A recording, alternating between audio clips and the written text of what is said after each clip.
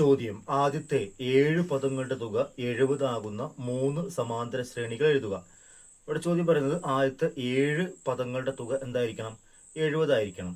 ഇതിപ്പോ നമുക്ക് സമാന്തര ശ്രേണിയുടെ സിമ്പിൾ ആയിട്ടുള്ള ആലോചിച്ച് വേണമെങ്കിൽ എഴുതാം. 7 പദങ്ങൾ എന്ന് പറയുമ്പോൾ എത്ര? 10 എഴുതിയാൽ മതി. 7 10 എഴുതുന്നതോടുകൂടി 1 2 3 4 5 6 7 10 എഴുതുന്നതോടുകൂടി 7 പദങ്ങളുടെ തുക 70 ആവും. പക്ഷെ നമുക്ക് അങ്ങനെ 3 സമാന്തര ശ്രേണികൾ എഴുതണം. അപ്പൊ നമ്മളിതിൽ ഉപയോഗിക്കുന്ന ആശയം എന്ന് പറയുന്നത് 7 പദങ്ങളുടെ തുകയിൽ നിന്ന് കിട്ടിക്കഴിഞ്ഞാൽ നമുക്ക് നടുവിലെ പദം കിട്ടും. നടുവിലെ പദം എന്ന് പറഞ്ഞാൽ എത്രയായിരിക്കും? 3 പദപ്പുറത്തും 3 പദപ്പുറത്തും നടുവിൽ 4ാമത്തെ പദം വരിക. 7 പദങ്ങളാണ്. 3 പദപ്പുറത്തും 3 പദപ്പുറത്തും ബാക്കി നടുവിൽ 4ാം പദം വരും. അപ്പൊ 4ാമത്തെ പദം എന്ന് പറയുന്നത് ഈ 70നെ 7 കൊണ്ട് അരിച്ചായിരിക്കും. 70നെ 7 കൊണ്ട് അരിച്ചായിരിക്കും നടുവിലത്തെ പദം. അപ്പൊ 70നെ 7 കൊണ്ട് അരിച്ചാൽ എത്ര കിട്ടും? 10 കിട്ടും. അപ്പൊ നടുവിലത്തെ പദം എന്ന് പറയുന്നത് ഇവിടെ പോലെ തന്നെ ഈ 10 പോലെ തന്നെ നടുവിലത്തെ പദം എത്രയായിട്ട് മാറും? 10 ആയിട്ട് മാറും. അപ്പൊ ഈ സമാന്തര ശ്രേണിക്ക് ഒരു പ്രത്യേകതയുള്ളൂ. നടുവിലത്തെ പദം എന്തായിട്ട് മാറണം? 10 ആയിട്ട് മാറണം. നടുവിലത്തെ പദം 10 ആയിട്ട് മാറുന്ന ഒരു സമാന്തര ശ്രേണി നമ്മൾ എഴുതി. ഇനി നമുക്ക് അടുത്ത് എഴുതാം. ഇത് ഇവിടെ വെച്ചിട്ട് ഇവിടെ എന്താക്കാം? 11 ആക്കാം. ഇത് 12 ആക്കാം. ഇത് 13 ആക്കാം. അപ്പൊ ഇതെന്താക്കി മാറ്റാം? 9 ആക്കാം. ഇത് 8 ആക്കാം. ഇത് 7 ആക്കി കഴിഞ്ഞാൽ നമുക്ക് അടുത്ത സമാന്തര ശ്രേണി കിട്ടും. ഇനി മൂന്നാമതൊന്നും എഴുതണമെങ്കിൽ തിരിച്ചെഴുതിയാൽ മതി. ഈ എഴുതിയതിനെ തിരിച്ചെഴുതിയാൽ മതി. എങ്ങനെ തിരിച്ചെഴുതുക? അതായത് നടുവിൽ 10 തന്നെ. ഈ 11 ഇപ്പുറത്തേക്ക് തിരിച്ച് വന്നാൽ മതി. 7 അവസാനിക്കുന്ന നേരെ തിരിച്ചിട്ടാൽ മതി. അതായത് ഇവിടെ 11 എഴുതാം, ഇവിടെ 12 എഴുതാം, ഇവിടെ 13 എഴുതാം. 13 12 11 10 9 8 7 എഴുതാം. ഇഷ്ടംപോലെ സമാന്തര ശ്രേണി എഴുതാം. 10 മാറ്റിയിട്ട് 10.5 11 12 നാക്കാം. 14 കഴിച്ചിട്ട് 9.5 9 8.5 എഴുതി കഴിഞ്ഞാൽ വീണ്ടും സമാന്തര ശ്രേണി കിട്ടും. വളരെ സിമ്പിളായിട്ട് എഴുതാവുന്ന ഒരു ചോദ്യമാണ്. നമുക്ക് അടുത്ത ക്വസ്റ്റ്യൻ നോക്കാം. അടുത്ത ക്വസ്റ്റ്യൻ എന്ന് പറയുന്നത് ചോദ്യം നോക്കാം. ഒരു സമാന്തര ശ്രേണിയിലെ ആദ്യത്തെ 3 പദങ്ങളുടെ തുക 30ഉം ആദ്യത്തെ 7 പദങ്ങളുടെ തുക 140ഉമാണ്. സമാന്തര ശ്രേണിയിലെ ആദ്യത്തെ 3 പദങ്ങളുടെ തുക തന്നു കഴിഞ്ഞാൽ നമുക്ക് കണ്ടുപിടിക്കാൻ പറ്റുന്ന ചോദ്യം എന്ന് പറയുന്നത് തീർച്ചയായിട്ടും 2ാം പദമാണ്, നടുവിലത്തെ പദമാണ്. അപ്പോൾ നമുക്ക് ആദ്യത്തെ 3 പദങ്ങളുടെ തുക 30. അപ്പോൾ 1ാം പദം 2ാം പദം ഇങ്ങനെ എഴുതേണ്ട ആവശ്യമില്ല. 3 പദങ്ങളിൽ നടുവിലത്തെ പദം എന്ന് പറയുന്നത് ഈ 30നെ 3 കൊണ്ട് അരിച്ചായിരിക്കും. 30നെ 3 കൊണ്ട് അരിച്ചാണ്. 30നെ 3 കൊണ്ട് അരിച്ച് എത്ര കിട്ടുന്നുണ്ട്? 10 കിട്ടുന്നുണ്ട്. അപ്പോൾ ശ്രേണിയിലെ 2ാം പദം എന്ന് പറയുന്നത് എത്ര കിട്ടും? 10 കിട്ടും. അടുത്ത ക്വസ്റ്റ്യൻ. ശ്രേണിയിലെ 4ാം പദം എത്രയാണ്? അപ്പോൾ നമുക്ക് 7 പദങ്ങളുടെ തുക തന്നിട്ടുണ്ട് ഇവിടെ. 7 പദങ്ങളുടെ തുക അറിയുമ്പോൾ നടുവിലത്തെ പദം 4ാം പദമായിരിക്കും. അതായത് 3 പദം ഇപ്പുറത്ത് പോവും, 3 പദം ഇപ്പുറത്ത് പോവും. നടുവിലത്തെ പദം എത്രാമത്തെ ആയിരിക്കും? 4ാമത്തെ ആയിരിക്കും. അപ്പോൾ ഈ 4ാം പദം കണ്ടുപിടിക്കാൻ 7 പദങ്ങളുടെ തുക 140 ആണല്ലോ. 140നെ ആ എണ്ണം കൊണ്ട് അടിച്ചാൽ മതി. 7 കൊണ്ട് അടിച്ചാൽ മതി. 140നെ എണ്ണം കൊണ്ട് അടിക്കുമ്പോൾ എന്ത് കിട്ടും? 20 കിട്ടും. അപ്പം 4ാം പദത്തിൻ്റെ വില എന്ത് കിട്ടി? 20 കിട്ടി. 4ാം പദത്തിൻ്റെ വാല്യൂ പറയുന്നത് 20ആയി. അടുത്ത ചോദ്യം നോക്കാം. അടുത്ത ചോദ്യം എന്താണ്? ആദ്യത്തെ 3 പദങ്ങൾ എന്തൊക്കെയാണ് ഈ ശ്രേണിയിൽ? ഇപ്പോൾ നോക്കൂ, 2ാം പദം 10 ആണ്. 4ാം പദം നമുക്ക് 20ഉം കിട്ടി. സ്വാഭാവികമായിട്ടും ഇവിടുന്ന് കിട്ടി 2 പൊതുവ്യത്യാസമാണ്. ഇപ്പം 2 പൊതുവ്യത്യാസമാണ് എന്ത് കിട്ടിയത്? ഈ 10ന്ന് 20ക്ക് വരുന്ന 20 അല്ല 10. 2 പൊതുവ്യത്യാസമാണ് 10. അപ്പോൾ ഒരു പൊതുവ്യത്യാസം എത്ര കിട്ടി? 5 കിട്ടി. നമുക്ക് സുഖമായിട്ട് എഴുതാം. കാരണം നമുക്ക് 2ാം പദം കിട്ടിയിട്ടുണ്ട്. 2ാം പദം 10 കിട്ടിയിട്ടുണ്ട്. പൊതുവ്യത്യാസം 5ആണ്. അപ്പോൾ അടുത്ത പദം എത്രയായിരിക്കും? 15 ആയിരിക്കും. തൊട്ട് ബാക്കിലുള്ള പദം എത്രയായിരിക്കും? 5 ആയിരിക്കും. അപ്പോൾ അത് എഴുതാൻ പറ്റും. അടുത്ത ചോദ്യം നോക്കാം. ഒരു സമാന്തര ശ്രേണിയുടെ ആദ്യത്തെ 5 പദങ്ങളുടെ തുക 150ഉം ആദ്യത്തെ 10 പദങ്ങളുടെ തുക 550ഉമാണ്. ആദ്യത്തെ 5 പദങ്ങളുടെ തുക തന്നു കഴിഞ്ഞാൽ നമുക്ക് ഇവിടെ അടുത്ത ചോദ്യം എന്തായിരിക്കും ഇപ്പൊ തന്നെ അറിയാം. 5 പദങ്ങളുടെ തുക അറിയുമ്പോൾ നടുവിലത്തെ പദം മൂന്നാമത്തെ പദമായിരിക്കും. അപ്പോൾ ഇവിടെ ചോദിച്ചിരിക്കുന്ന ചോദ്യം നമുക്ക് ഇപ്പൊ തന്നെ പ്രെഡിക്റ്റ് ചെയ്യാം, മൂന്നാം പദമായിരിക്കും എന്നുള്ളത്. അപ്പോൾ ചോദ്യം തന്നെയാണ്, മൂന്നാം പദം എത്ര. അപ്പോൾ 5 പദങ്ങളുടെ തുക 150 ആകുമ്പോൾ ഈ 150നെ 5 കൊണ്ട് ഹരിച്ചാൽ കിട്ടുന്ന 30 ഏത് മൂന്നാം പദം. അപ്പോൾ അത് 30 ആയി. അടുത്ത ചോദ്യം 8-ാം പദം എത്ര എന്നുള്ള. അപ്പം 8-ാം പദം കണ്ടുപിടിക്കാൻ നമുക്ക് തന്നിരിക്കുന്ന അടുത്ത ഇൻഫർമേഷൻ ആദ്യത്തെ 10 പദങ്ങളുടെ തുകയാണ്. ആദ്യത്തെ 10 പദങ്ങളുടെ തുക നടുവിൽ പദമല്ല. അപ്പോൾ നമുക്ക് 8-ാം പദം അത് ഉപയോഗിച്ച് കണ്ടുപിടിക്കാൻ പറ്റില്ല. 10 ഇരട്ട സംഖ്യയാണ്. 10 പദങ്ങളുടെ തുക അറിയുമ്പോൾ നടുവിൽ സംഖ്യയല്ല. പക്ഷെ നമുക്ക് ഈ 5 പദങ്ങളുടെ തുകയിൽ നിന്ന് ബാക്കി വരുന്ന തുക എഴുതി വെക്കാം. അപ്പോൾ 6-ാം പദം, 7-ാം പദം, 8-ാം പദം, 9-ാം പദം, 10-ാം പദം. അപ്പോൾ 5 പദങ്ങളുടെ തുക കഴിഞ്ഞാൽ ബാക്കിയിൽ 6-ാം പദം, 7-ാം പദം, 8-ാം പദം, 9-ാം പദം, 10-ാം പദമാണ്.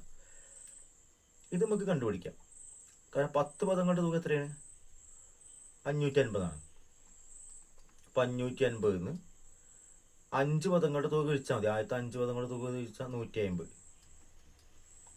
അപ്പം 150 കഴിക്കുമ്പോൾ കിട്ടും 400 കിട്ടും. അപ്പം ഈ തുക എന്ന് പറയുന്നത് 400 ആണ്. ഈ തുക 400. അപ്പം ഇതിൽ നടുവത്തെ പദമാണ് x8, 8-ാം പദം. അപ്പം 8-ാം പദം കണ്ടുപിടിക്കാൻ എളുപ്പമാണ്. 400നെ എന്നോട് അടിച്ചാൽ മതി. 1, 2, 3, 4, 5 എണ്ണം ഇവിടെ 5 കൊണ്ട് അടിച്ചാൽ മതി. അപ്പം എത്ര കിട്ടും? 80 കിട്ടും. 8-ാം പദം എത്ര കിട്ടി? 8-ാം പദം 80 കിട്ടി. അടിച്ചു പോയി നോക്കാം. ശ്രേണിയുടെ ആദ്യത്തെ 3 പദങ്ങൾ എന്തൊക്കെയാണ് ചോദ്യം. ശ്രേണിയുടെ ആദ്യത്തെ 3 പദങ്ങൾ. അപ്പം നമുക്ക് 3-ാം പദം കിട്ടിയിട്ടുണ്ട് 30, 8-ാം പദം കിട്ടിയിട്ടുണ്ട് 80. അപ്പം ഇവിടുന്ന് കിട്ടുള്ള വളർച്ചയാണ് 3-ാം പദത്തിന് 8-ാം പദത്തേക്ക് 5 പൊതു വ്യത്യാസമാണ്. അപ്പം 5 പൊതു വ്യത്യാസം സമം ഇവിടുന്ന് കിട്ടും എത്ര എഴുതാം? 5 പൊതു വ്യത്യാസം സമം 50 എഴുതാം. അപ്പോൾ ഒരു പൊതു വ്യത്യാസം എത്രയായി? ഒരു പൊതു വ്യത്യാസം സമം 10 ആയി. 5 പൊതു വ്യത്യാസം സമം 50 ആണ്. അപ്പോൾ ഒരു പൊതു വ്യത്യാസം എത്രയായി? 10 ആയി. അപ്പം നമുക്ക് 3-ാം പദം 30 ആണ്. അപ്പം തൊട്ടുപ്പുറത്ത് പദം എത്രയായിരിക്കും? 20 ആയിരിക്കും. തൊട്ടുപ്പുറത്ത് പദം എത്രയായിരിക്കും? 10 ആയിരിക്കും. അപ്പോൾ ശ്രേണിയുടെ ആദ്യത്തെ 3 പദങ്ങൾ 10, 20, 30 ആണ്. അടുത്ത് നോക്കാം. ഒരു സമാന്തര ശ്രേണിയുടെ 11-ാം പദത്തിൻ്റെയും 21-ാം പദത്തിൻ്റെയും തുക 80 ആണ്. അപ്പോൾ അതിൽ ഇനി ഒരു ചോദ്യം ചോദിക്കാൻ പറ്റുള്ളൂ നമുക്ക്. ഇതേ ക്രമം വരുന്ന തുക വരുന്നതിൻ്റെ മാത്രമേ നമുക്ക് എഴുതാൻ പറ്റുള്ളൂ. 11-ാം പദത്തിൻ്റെയും 21-ാം പദത്തിൻ്റെയും തുക 80 ആണ്. അപ്പോൾ ഇതിൻ്റെ രണ്ടിൻ്റെയും നടുവിലുള്ളത് ചോദിക്കാം. നടുവിലുള്ള ചോദിക്കാന്ന് പറഞ്ഞാൽ നമുക്ക് നേരത്തെ പറഞ്ഞു 16-ാം പദം എത്രയാണെന്നുള്ളത്. അപ്പോൾ നോക്കാം. 11-ാം പദം 21-ാം പദം കൂട്ടി തന്നെയാണ്. 16-ാം പദം വീണ്ടും 16-ാം പദം കൂട്ടി കിട്ടുക. അപ്പോൾ 11ഉം 21ഉം 32. അപ്പോൾ 16ഉം 16ഉം എത്രയാണ്? 32 ആണ്. അപ്പോൾ ഈ രണ്ട് തുക എപ്പോഴും തുല്യമായിരിക്കും. അപ്പോൾ 11-ാം പദത്തിൻ്റെ 21-ാം പദത്തിൻ്റെ തുക 80 ആണ്. അപ്പോൾ ഈ തുക എത്രയാണ്? 80 ആണ്. 16-ാം പദം എന്ന് പറയുന്നത് എത്രയായിരിക്കും? 80ൻ്റെ പകുതി എത്രയായിട്ട് മാറും? 16-ാം പദം 40 ആയിട്ട് മാറും. അടുത്ത് നോക്കാം. ഒരു പഞ്ചഭുജത്തിലെ കോണുകൾ സമാന്തര ശ്രേണിയിലാണ്. ഒരു പഞ്ചഭുജത്തിലെ കോണുകൾ സമാന്തര ശ്രേണിയിലാണ്. പഞ്ചഭുജത്തിലെ കോണുകളുടെ തുകയ്ക്കൊരു പ്രത്യേകത ഉണ്ട്. അത് തുകയ്ക്കുള്ള പ്രത്യേകത നമ്മൾ പഞ്ചഭുജം വരച്ച് ചെയ്താണുള്ളത്. പഞ്ചഭുജത്തിൻ്റെ ടോട്ടൽ തുക എന്ന് പറയുന്നത് 5 എണ്ണത്തിൻ്റെയും തുക അറിയണത് നമുക്കറിയാം. 150, 250, 350. അപ്പോൾ ഒരു പഞ്ചഭുജത്തിലെ കോണുകളുടെ തുക എന്ന് പറയുന്നത് 3 ഗുണിക്കണം 180 ആണ്. അപ്പോൾ നമുക്ക് എന്ത് ചെയ്യാം? കോണുകൾ വലിപ്പക്രമത്തിൽ എഴുതിയാൽ 3-ാമത്തെ കോൺ എത്രയായിരിക്കും? 5 കോണുണ്ട്. 1, 2, 3, 4, 5. ഈ 3-ാമത്തെ കോൺ നടുവിലത്തെ കോണായിരിക്കും. നടുവിലത്തെ കോൺ എന്ന് പറയുമ്പോൾ എത്ര ചെയ്താൽ 5 കൊണ്ട് അടിച്ചാൽ മതി. അപ്പോൾ 5 കൊണ്ട് അടിക്കുമ്പോൾ 150 ആയിരിക്കുക. 3, 5, 15, 15, ബാക്കി 3. അപ്പോൾ 30. 3, 5, 15, 18ആണല്ലോ ഇവിടെ. 30, 6. 3 × 36. 3 × 30 പറയുമ്പോൾ 3 × 30 90 3 18 108 കിട്ടും. മൂന്നാമത്തെ കോൺ 108 കിട്ടും. അപ്പോൾ നമുക്കിത് എത്ര എഴുതാം? 108 എഴുതാം. ഇനി നമുക്ക് ഏറ്റവും ചെറിയ കോണുകൾ 40 ആയാൽ മറ്റു കോണുകൾ എന്തൊക്കെയായിരിക്കും? ഏറ്റവും ചെറിയ കോൺ 40 ആണ്. അപ്പോൾ x1 എത്രയായി? 40. അപ്പോൾ x3 എത്രയാണ്? 108. ഇപ്പം 2 പൊതു വ്യത്യാസം. ഇവിടെ നിന്ന് 2 പൊതു വ്യത്യാസമാണ്. 108 40 പോയി, 68 കിട്ടും. അപ്പോൾ ഒരു പൊതു വ്യത്യാസം 34 കിട്ടും. അപ്പോൾ x1 = 40 തുടങ്ങാം. ഇനി എന്ത് ചെയ്യാം? 34 കൂട്ടി പോവുക.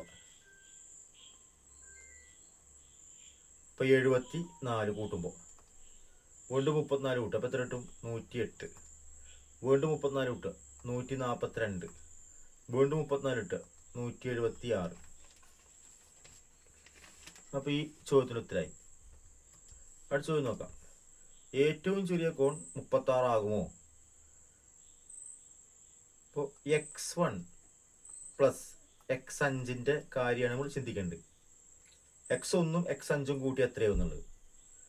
ഇതിപ്പോൾ x3 കൂട്ടിയ തന്നെയാണ്.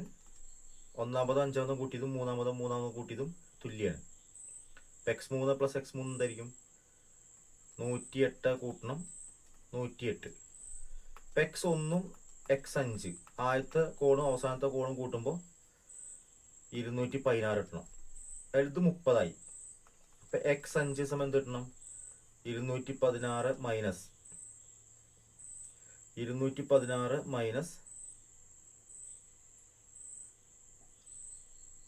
നമ്മുടെ 40 കിട്ടണം. എത്ര കിട്ടുക? 216 മൈനസ് 36, 40 അല്ല 36 ആണല്ലോ ചോദിച്ചത്. 180 കിട്ടും. അപ്പം 180 ഒരു കോൺ കിട്ടില്ല. 180 കാരണം ഇങ്ങനെ ഒരു കോൺ ഉണ്ടാവില്ലല്ലോ. 180 ഇങ്ങനെ നിൽക്കല്ലേ ചെയ്യുക. അപ്പോൾ അത് പ്രകാരം നമുക്ക് ചെറിയ കോൺ എന്താവാൻ പാടില്ല?